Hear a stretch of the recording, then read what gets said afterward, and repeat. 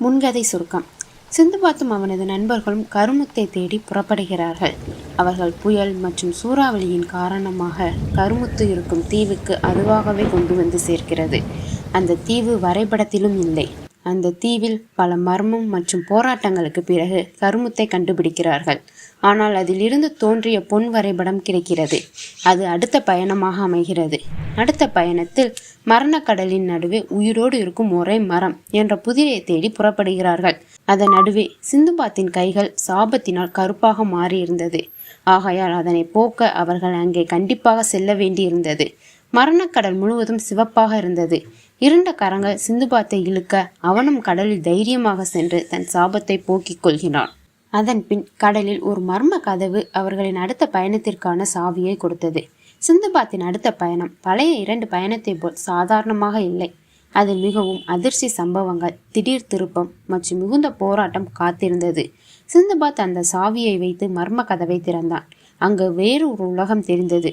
ஒரு மர்ம உருவம் அவனை எவ்வளவோ எச்சரித்தும் சிந்துபாத் தைரியமாக உள்ளே சென்றான்.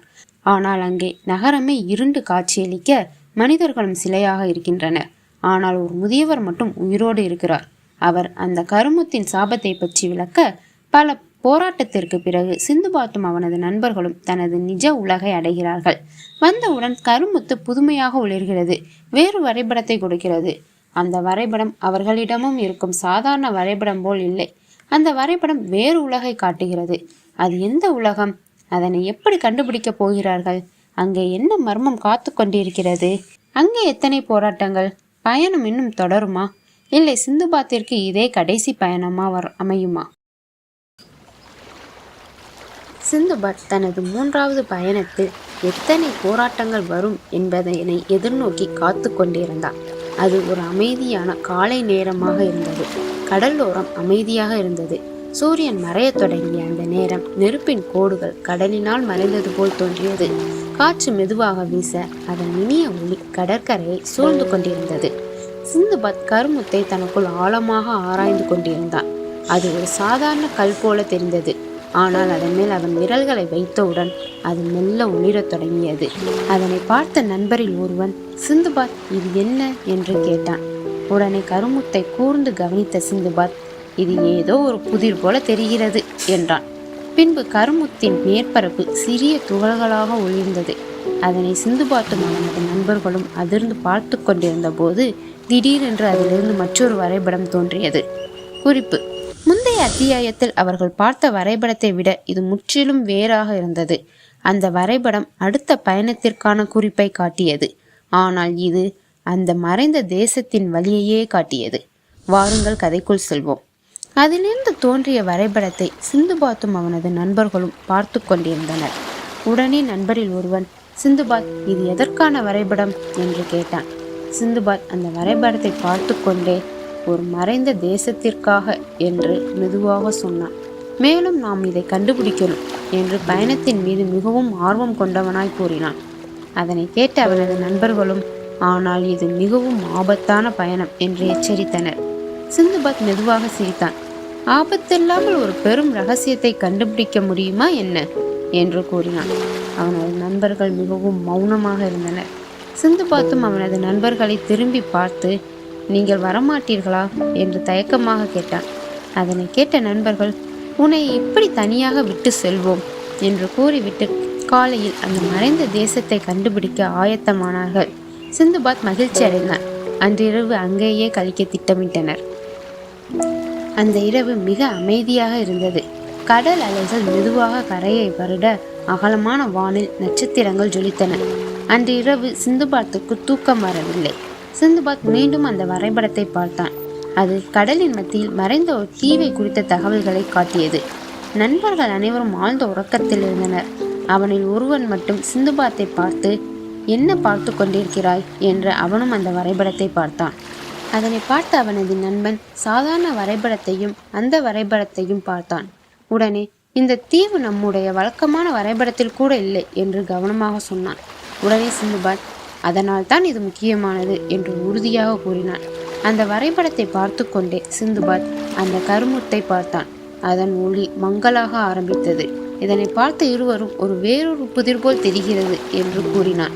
அதனை பார்த்து கொண்டே சிந்துபாத் அருகில் உள்ள பாறை மீது வரைபடத்தை வைத்தான். திடீரென்று ஒரு சத்தம் கேட்டது. அதனை கேட்ட நண்பர்கள் அனைவரும் விழித்தனர். கருமுத்து இன்னும் பிரகாசமாக ஒளிரத் தொடங்கியது. பின்பு வரைபடத்தின் நடுவில் ஒரு புதிய அடையாளம் தோன்றியது. அதுதான் அந்த மறைந்த தேசத்திற்கான நுழைவாயிலாக இருந்தது. வரைபடம் காட்டிய நுழைவாயிலை தேடி சிந்துபாத்தும் அவனது நண்பர்களும் அடுத்த நாள் காலை புறப்பட்டனர். அடுத்த நாள் காலை சிந்துபாத் மற்றும் அவனது நண்பர்களும் அந்த மர்மமான இடத்தை நோக்கி பயணமானார்கள். ஒரு நாள் நீண்ட கடல் பயணமாக அது அமைந்தது. அதன் பின் அந்த மறைந்த தேசத்திற்கான நுழைவாயிலை அவர்கள் கண்டறிந்தார்கள். ஆனால் அங்கே அவர்கள் ஒரு எதிர்பாராத காட்சியை கண்டனர். அது ஒரு மறைந்த தேசமாக இருந்தாலும் அந்த தீவில் மனிதர்கள் இருந்தனர். ஆனால் அவர்கள் அனைவரும் ஒரே மாதிரியான பழைய உடை அணிந்திருந்தனர். அவர்கள் எதுவும் பேசாமல் மௌனமாக இருந்தார்கள். அப்போது சிந்துபாத் மர்ம உலகத்தில் பார்த்த அதே முதியவரை பார்த்தான். அதே கருப்பு நிற உடைகள். அவரேதான். சிந்துபாத் அதிர்ந்தான். நீங்கள் இப்படி என்று சந்தேகமாக கேட்டான். முதியவன் மெதுவாக தலை குனிந்தான். அப்போது ஒரு கடுமையான குரல் கேட்டது. நீங்கள் இதை தெரிந்து கொள்ளக்கூடாது. குரல் வந்த திசையில் ஒரு உயரமான மனிதன் நின்றிருந்தான். அவனது கண்கள் மிகவும் பளிச்சென மின்னிக் கொண்டிருந்தது. மேலும் அவன், நீங்கள் இங்கிருந்து போக வேண்டும் என்றும் கூறினான். சிந்துபாத் முடியாது என்பது போல் அவனையே பார்த்து கொண்டிருந்தான். உடனே அந்த மனிதன் தனது கையில் இருந்த ஒரு சாவியை சிந்துபாத் மீது வீசிவிட்டு, இந்த சாவி உன் கையில் இருக்கக்கூடாது என்று கூறினான். ஆனால் சிந்துபாத் அதை வேண்டுமென்றே எடுத்தான். மேலும் அந்த சாவியை உரசிய போது திடீரென்று அவனது கண்களில் ஒரு காட்சி தோன்றியது. அதனை பார்த்த சிந்துபாத் அதிர்ந்து போனான். உடனே அவன் தன் நண்பர்களை பார்த்து, இதனை நாம் முறியடித்தே ஆக வேண்டும் என்று உறுதியாக கூறினான். சிந்துபாத் அந்த சாவியை அருகில் இருந்த ஒரு சிலையின் மீது வைத்தான். அந்த சிலை திடீரென்று உயிர் பெற்றது. அது மெதுவாக கண்களை திறந்து மேலும் பேசத் தொடங்கியது.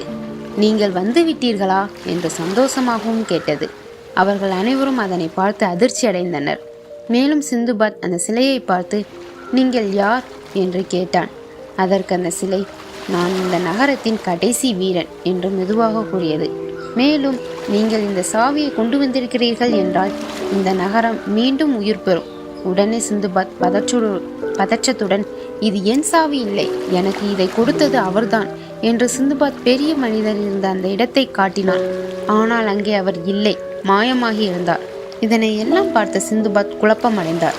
சிலை கூறிய வார்த்தையை ஆழ்ந்து சிந்தித்து கொண்டிருந்தான்.